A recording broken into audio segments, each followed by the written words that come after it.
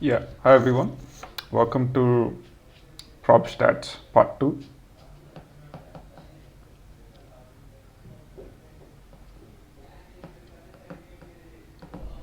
So, in this lecture, we'll look at this. This is our agenda.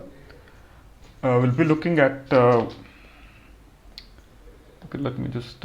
Yeah, we'll, we'll, we'll be looking at something called conditional probability, marginal probability, joint probability, and the Bayes theorem, which is just an extension of, or rather, a transformation of conditional probability.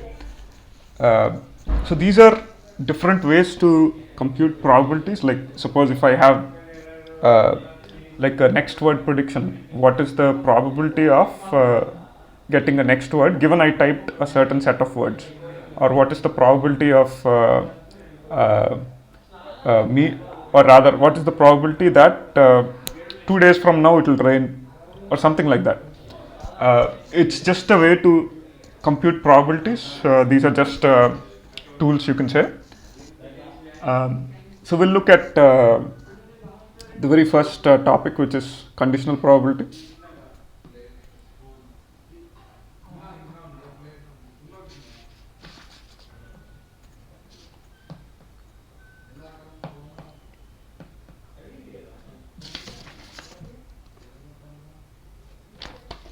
Conditional probability. So conditional probability, like the definition is basically um, uh, given uh, event A, what is the probability that event B occurs, right?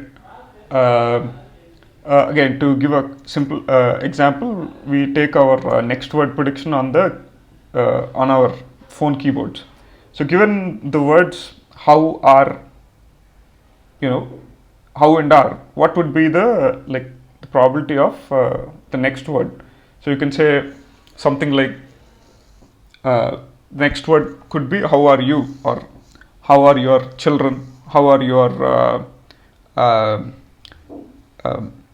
your cars, or whatever. You can have any possible set of words. So which word is most likely is something we compute using this one. If we take a simple and even the sequence of the words is also important. So you cannot say like you how are. You can say you how are, but it's going to give a rubbish prediction, right? So conditional probability, again, if we look at the formula is something like P of A given B, where in this case A and B are events. uh, I'm sure you know what events are. If you don't, I think you should get a refresher from the part 1. um, this pipe over here, this is the conditional part. So P of A given B is P of A intersection B by P of over P of B. So this is the normal conditional probability formula, the generic one. We can use something called the product rule, and then transform this conditional probability into something else, which we will see what that is, and that is the Bayes theorem. Uh, if you look at, there's something called product rule. It is nothing but you are trying to compute this intersection. So this is nothing but P of A intersection B, and we multiply and divide by P of B. So on the left hand side, so which is P of A given B times P of B, right? This is all there is to multiplication. That's what multiplication rule is. Um, I mean, this this concept will make more sense once we come to the Bayes theorem. There we can see why we multiply or why we divide over P of B. All those things we can use a small example to understand that. But right now we'll solve some questions. I think that's the best way to understand this. I'm going to my Colab, and if I'm not wrong, yes, I have my data. This is the data we'll be using. So we'll do the usual pip install. We'll use NumPy and Pandas. I'm sure I already have them. I'll do import Pandas as PD, import NumPy as NP. Our imports are done. Now we'll load the dataset. df is pd.read CSV. The name is Sachin ODI.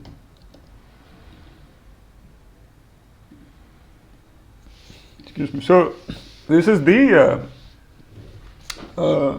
cricket data that Sachin was part of. So we are looking at, we'll be looking at the number of team. The data is basically Indian teams data and how many centuries that Sachin scored. So we'll just look at the data now. pdf.head. So these are the runs. If you see the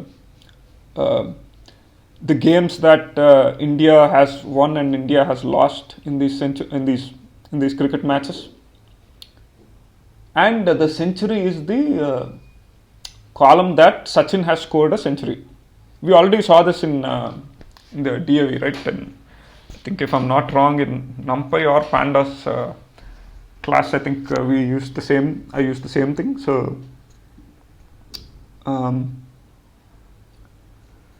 okay, so we'll be answering just some common questions. So if you see, these are all conditional probability questions. It is asking what is the probability of India, and when we say here W is the win of India. So what is the probability of India winning given C is Sachin has scored a century? So there are many ways to solve this question. We can actually use the formula and we can check. So if we see, the formula is like P of W given C is nothing but P of W intersection C over P of C, right? Now we have to find the intersection, which is for independent events, which is P of A into P of B. We can do all that, but in this class we will do this simply just to get the concept, get the idea of these conditional probabilities or these tools. Later on we can go deeper into like how to solve each of them individually, but right now we can solve this using crosstab, right? We already saw the crosstab in the, if I'm not wrong, in the previous lecture itself. So we'll do pd.crosstab. Let's see what is the signature. So it's taking index and columns. So I will use index. Index is the records.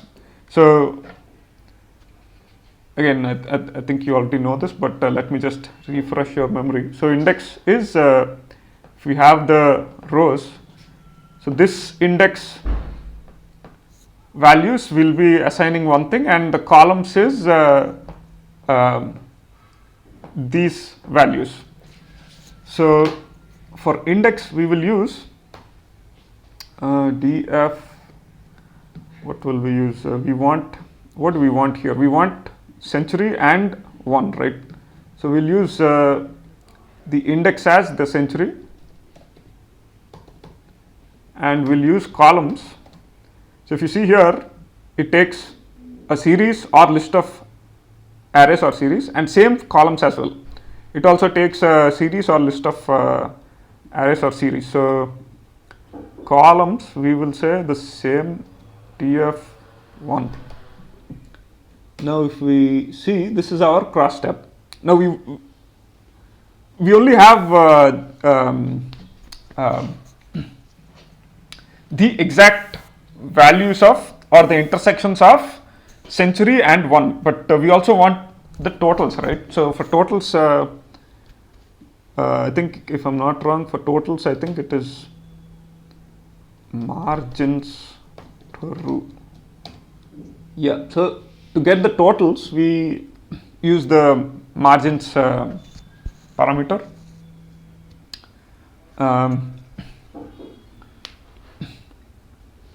So now let's answer the questions.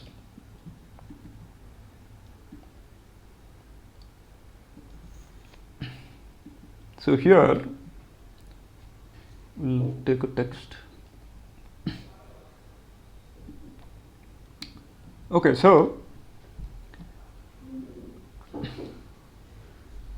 probability that India won the match given Sachin has scored a century, right? So let's look at our winning. So if you see the, okay, I guess that's 1 second.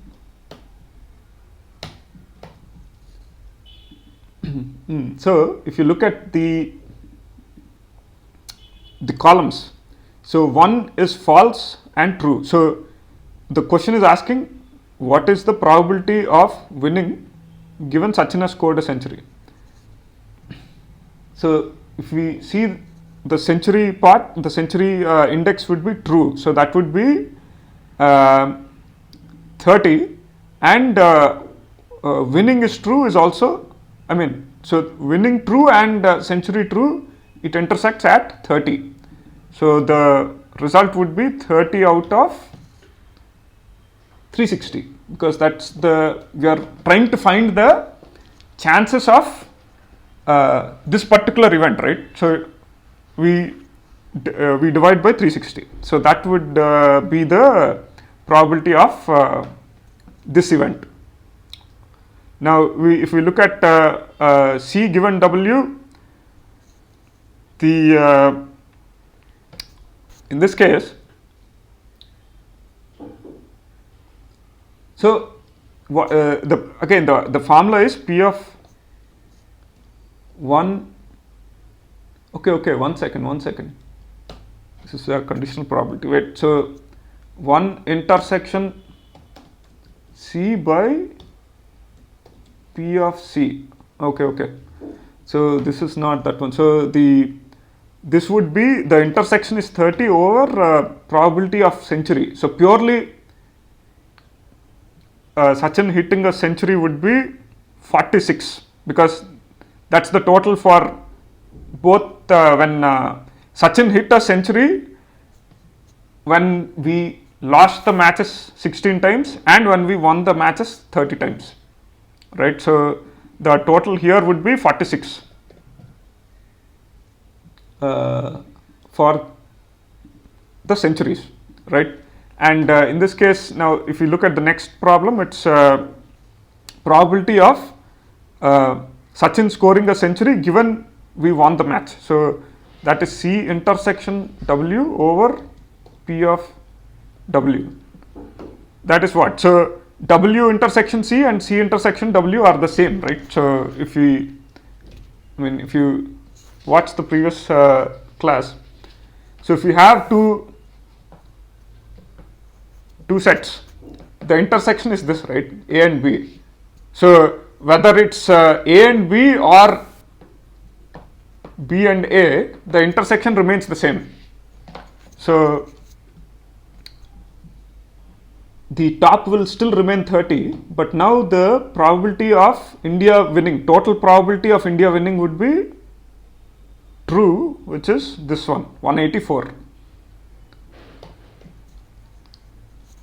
Now to the next question. Now the question is probability of India winning given C complement, Sachin not scoring a century. So that is P of winning intersection C complement over P of C complement, which is, so winning, so India won the match would be true, and Sachin not scoring a century would be 154, right? 154 matches out of Sachin not scoring a century total. Total not scoring a century would be 314, right? So we won 160 matches and we lost 160 matches and we won 154 matches. The total matches are 314. And in these 314 matches, Sachin didn't score any century. So that is the complement of him not scoring century, which is 314. Then if we look at probability of not winning given Sachin scoring a century.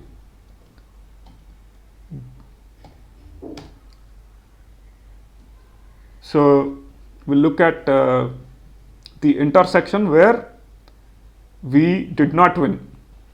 We did not win, column is false, and Sachin scoring a century. So the century is true, which is 16, right? So that would be 16 over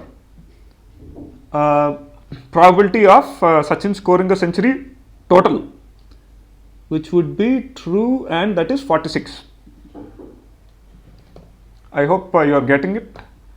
So that's how we do that. Now the next question, intersection W complement over P of W complement. So this question is what is the probability of Sachin scoring a century given we did not win the match? So Sachin scoring a century, true, and intersection we did not win the match, so which is false. So that is totally 16, right?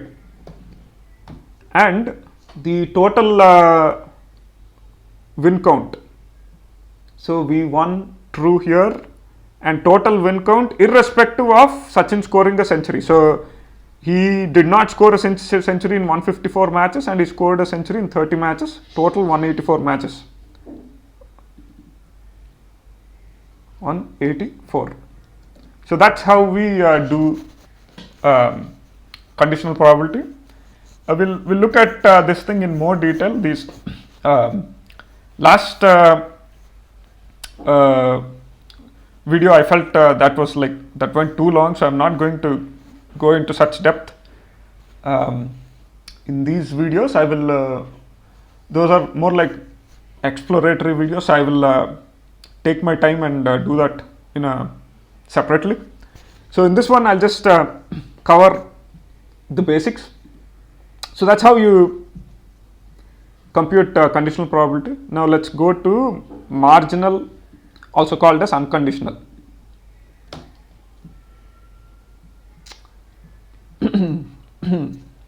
Okay, so basically marginal or unconditional is, as the name suggests, we are trying to compute the probability of an event irrespective of other events affecting this event or not. So this again, so this should not be confused with independent event. Independent event is probability of an event occurring when the other events do not these. So independent events are two separate events. So the occurrence of one event does not affect the occurrence of the other event. So suppose we have two actions. Say I have a dice roll and a coin flip. so if I flip a coin, it does not affect the dice roll, right? And if I roll a dice, it's not going to affect the probability of the coin flip unless we are in some anime scenario, right? Like if I flip a coin and then the force, I flipped the coin so hard that it created some shock waves, and then that was affecting the dice roll some way. But in general, it does not happen that way, right? So so these are like independent events. So like if we take the dependent event, like suppose if I'm rolling a die and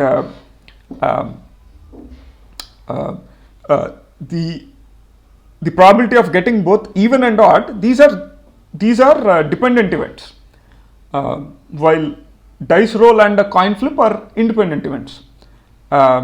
That must not be confused with marginal or unconditional probability. Marginal probability does not mean that the events are independent. It just means that in this case, in marginal probability, we are ignoring the causation, even though the events might affect this. We are simply choosing to ignore that and then computing the probability for just that particular event. While in independent events, there is just no cause for the event to be affected.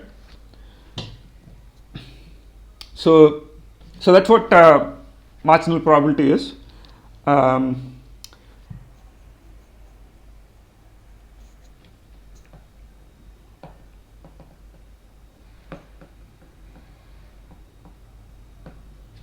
Okay, so law of total probability, it's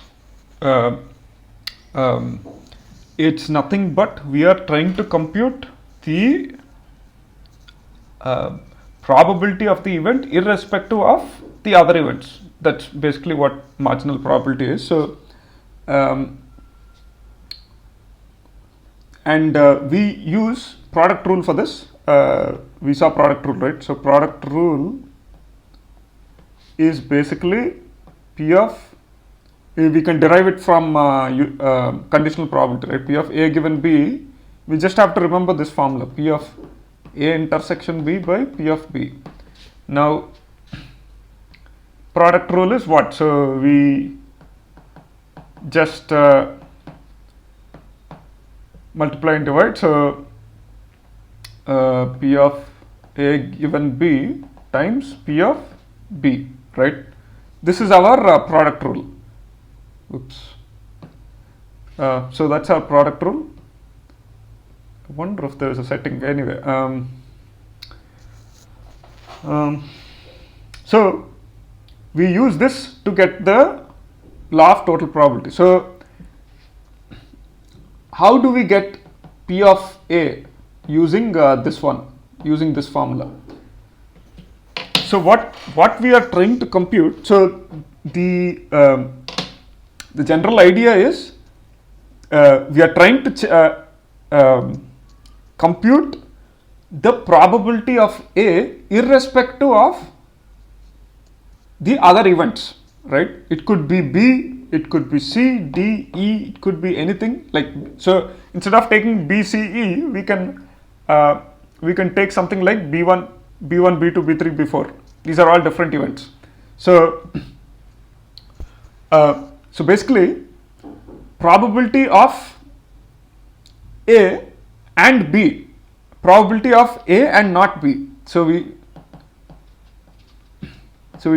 we take A and B, A and B complement, which is not B. So we know the product rule, right? So we use P of A given B times P of B, and here we use P of A given not B times P of not B.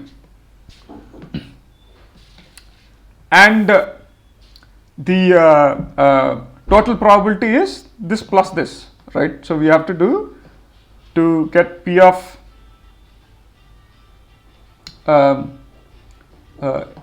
given B times P of B, plus P of A given B dash times B of B dash. This is our total probability. Now, to represent this for a single event, we use the notation, the sigma notation, which is summation. So I equal to 1 to n. We will instead of creating B, B1, B2, B3, B4, all the different events that are affecting A, we use something like P of A given Bi times P of Bi. So this I is from 1 to n, so it could be any number of events that are both affecting and not affecting it. So that is how you compute total probability. Let me see if I missed something. Yeah, basically that's how you compute it. So let's just solve these questions. I think it's the best way to understand this.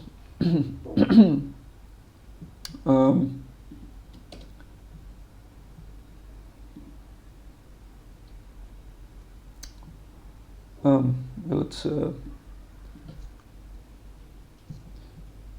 bring this down. We are trying to answer these questions.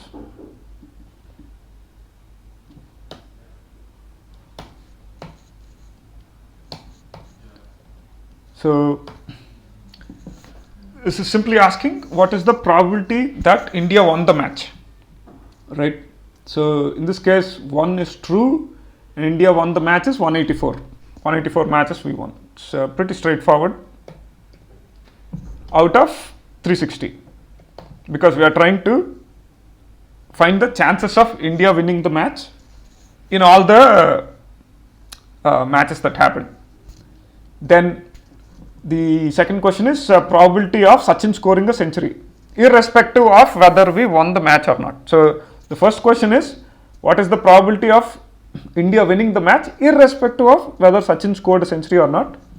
The second question is, what is the probability that Sachin scored a century irrespective of whether we won the match or not, right? So Sachin scored a century, which is true here, irrespective of whether we won the match or not. So when we lost the match, he scored 16 times century. When we won the match, he scored 30 times. Total is 46. So 46 out of 360. Then the next question is, what is the probability that India lost the match? That is win complement, right? So lost the match column is false. We lost the match 176 times. Whether Sachin scored a century, which is 16 times, and didn't score a century 160 times. So total 176 times. We lost the match out of 360, right? Then next question, what is the probability of C complement, which is century, not century? Sachin, what is the probability that Sachin did not score a century irrespective of whether we won the match or not? So century false, right? And that would be 314 times. So he scored he did not score a century when we lost the match 160 times, and he did not score a century when we won the match 154 times. Total is 314. So that would be 314 out of 360. So that's how you compute for this particular data set. Now if you look at the next question is P of 4 in a 52 card deck. So we know standard poker card deck, right? Which is this 4 suits, 2 colors, black and red, 13 of each suit, right? And the question is 4. So we have 4 fours, right? 4 fours here out of total 52 cards. So the question is, what is the probability of getting a 4, card 4, when I in a 52 card deck, when I try to pick a card, what is the probability of getting a 4, right? So that would be basically 4 out of 52. Pretty straightforward, nothing fancy there. And again, the next question is, what is the probability of selecting a spade in a 52 card deck?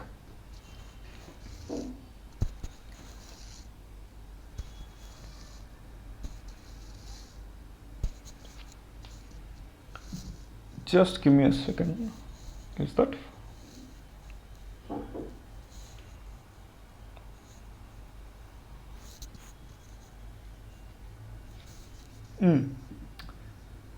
So spades. These are this is diamonds, hearts. That is club, and this inverted heart is like the spade thing. So we have how many? We have total 13 spades, right? That's spades is a suit. So that would be 13 out of 52.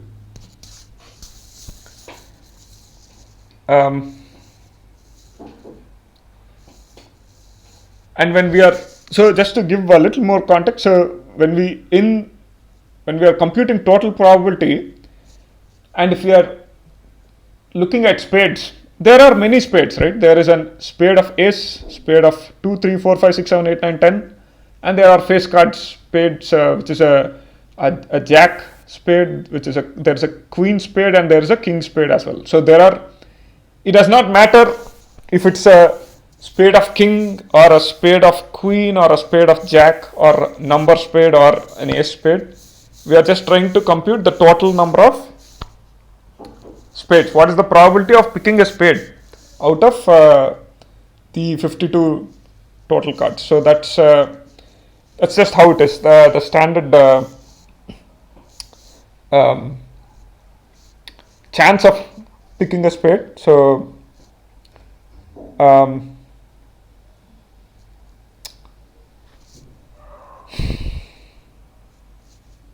okay, let's go to the next topic, which is joint probability.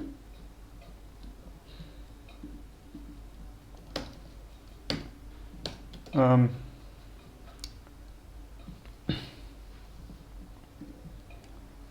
in this one,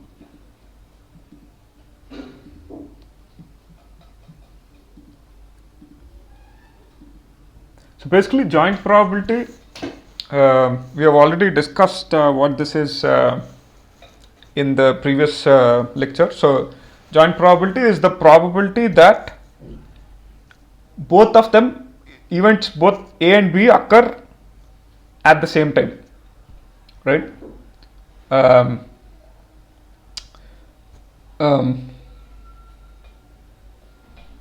So let's see. Let's look at the questions only directly.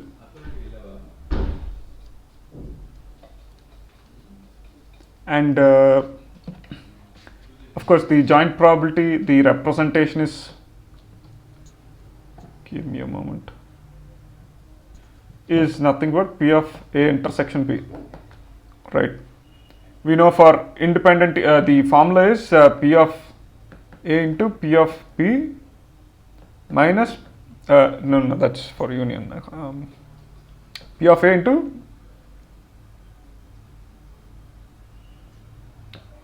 no, the formula will use the same, which is, what is the, A intersection B, yeah, P of A given B times P of B. So we'll solve the questions. Again, we'll use crosstab only. There's nothing different in this case as well.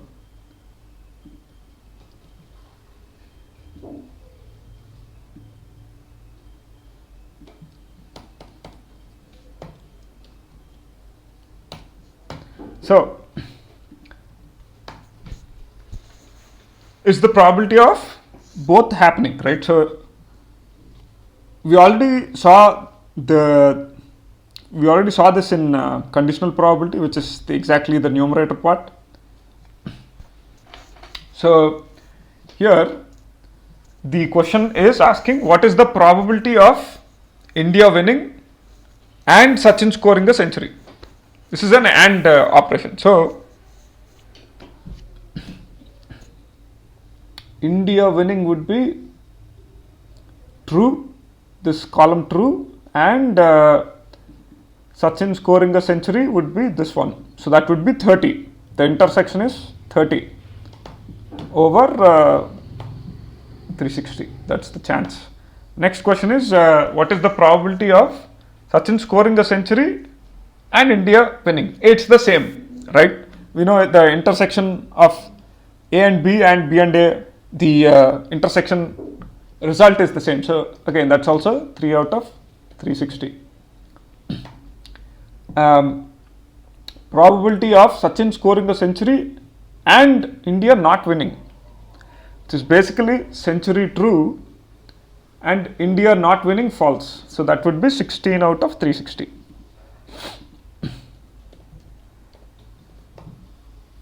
Then probability of India not winning, which is W complement, and Sachin not scoring a century.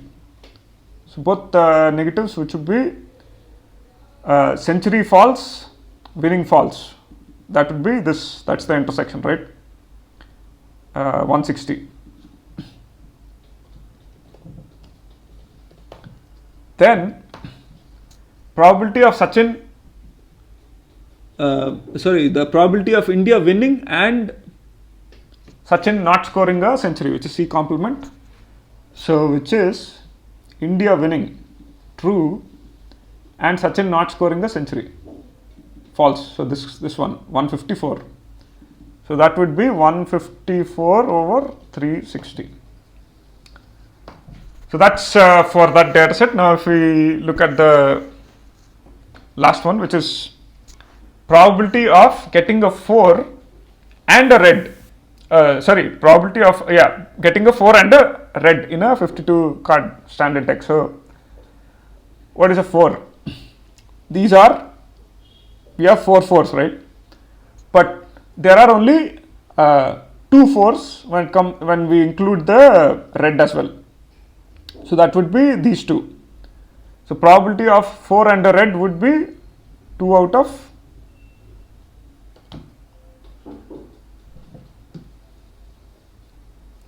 52, because we are trying to pick these cards from the entire set of cards. There's no restriction saying that in the set of 4 cards or something like that. So that's how you solve this. Probability of getting a 4, card number 4, and the card number being red. So we have 2 cards that are both 4s and which are red in color. So that's the probability. Now let's look at the next, the final one, which is Bayes' theorem.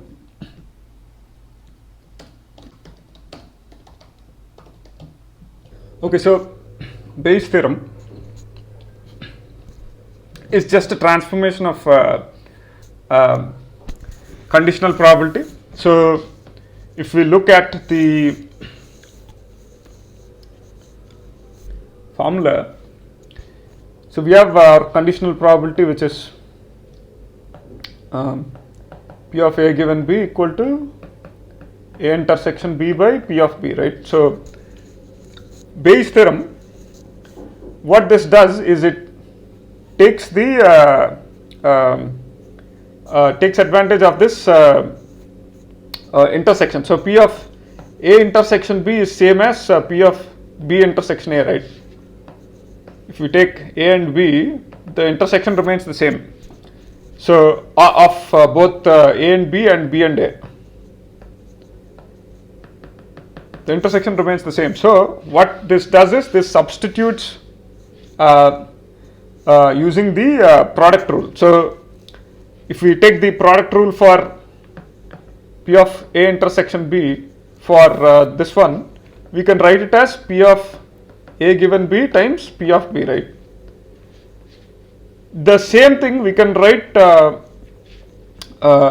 for P of B given A, we can write P of B intersection A by P of A.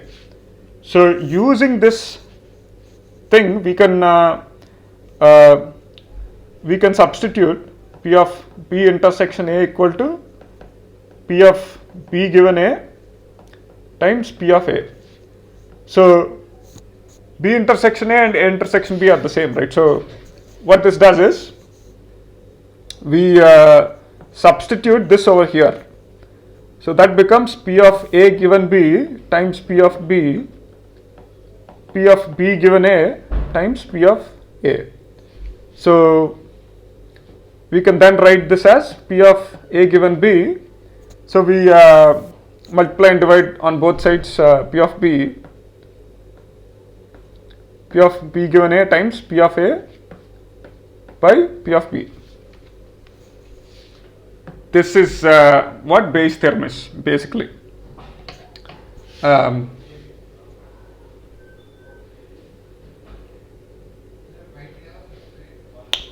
Right. Now, what does Bayes' theorem tell us? So this is the main part. So what this tells us is, let me just explain the term. So this is called posterior probability, meaning the updated probability. Let me just explain the terms. I guess then that will make more sense. This part is called likelihood probability. This part is called prior probability, and this is called marginal. So to explain the terms, or rather to explain the concept, we are trying to find if our hypothesis, we are trying to validate our hypothesis based on the evidence that is present. So we can rewrite this as something like that as well, using hypothesis and evidence. Let's see. So posterior is the probability. Yeah, let me just I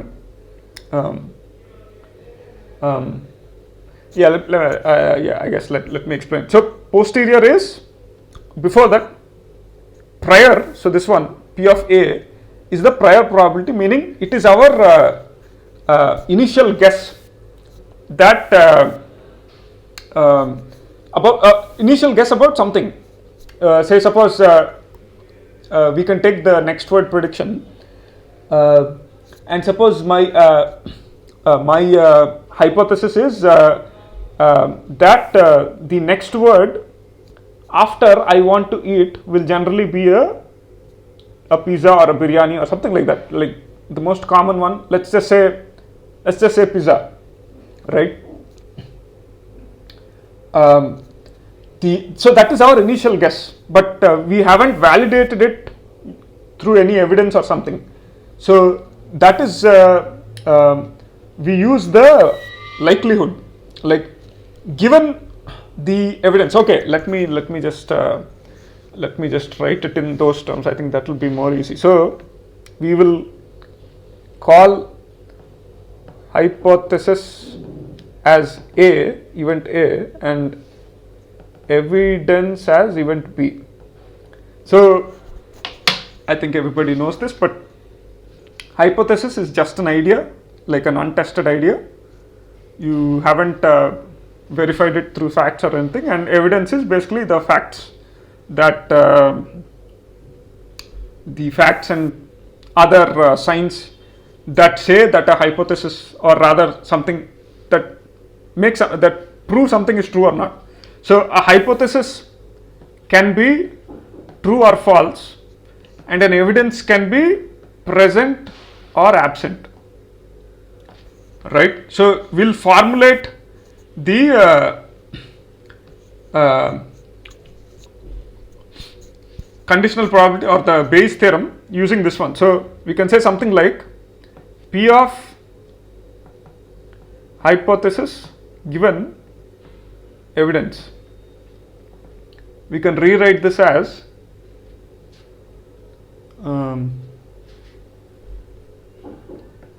P of evidence given hypothesis times P of hypothesis over P of evidence. What this is telling us is the likelihood, which is this one,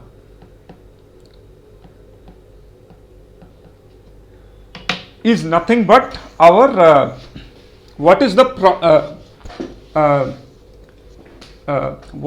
probability that the evidence is present, assuming the hypothesis is true. And the P of hypothesis is our initial prior, it is our initial guess that a hypothesis is true or not. Like we are giving a probability. Let's say I'm 30% sure something is like this, this thing is correct. I'm 30% sure it will rain tomorrow. It's just our initial guess. There is no evidence supporting it one, it's just your hunch, right? And after the likelihood is you are trying to find how true, you are trying to find evidence assuming your hunch is correct, right? And you multiply it because you are multiplying the prior and this likelihood, because it's a joint you are trying to find the joint probability. You are trying to see how compatible your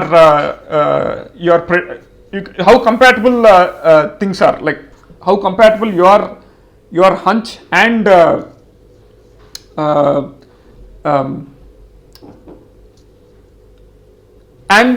after you find the evidence in this case, and then you want to normalize it by dividing it with the total probability of the evidence that you have collected. You are trying to normalize it because sometimes this numerator can be greater than 1. So we are trying to normalize it by dividing it with the total evidence. After you do this, you will get the updated probability, which is our posterior, which is like the probability that your hunch is correct given you have found the evidence. So that is the basically Bayes theorem. Let's I'll take a very small example. I think we are pretty much done here. So let's say next word prediction on your phones, on keyboards. We generally have next word predictions. Yeah, I guess I can show it here itself. We already have next word predictions here. Let me see if I can add a comment. You see this one? So if I type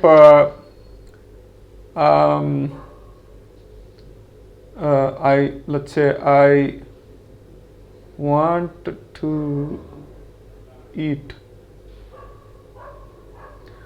Well, it did not learn my preferences. I didn't type much on this keyboard anyway. So generally the next word will be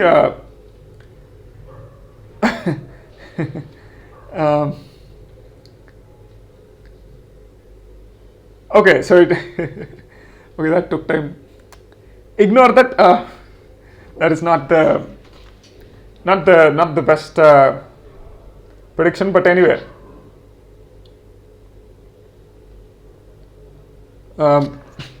Generally, if you typed enough on your keyboard, it will learn some preferences. So if I type something like I want to eat, all right, what are the possible keywords that are common, that are generally you will see? You will see food names basically, right?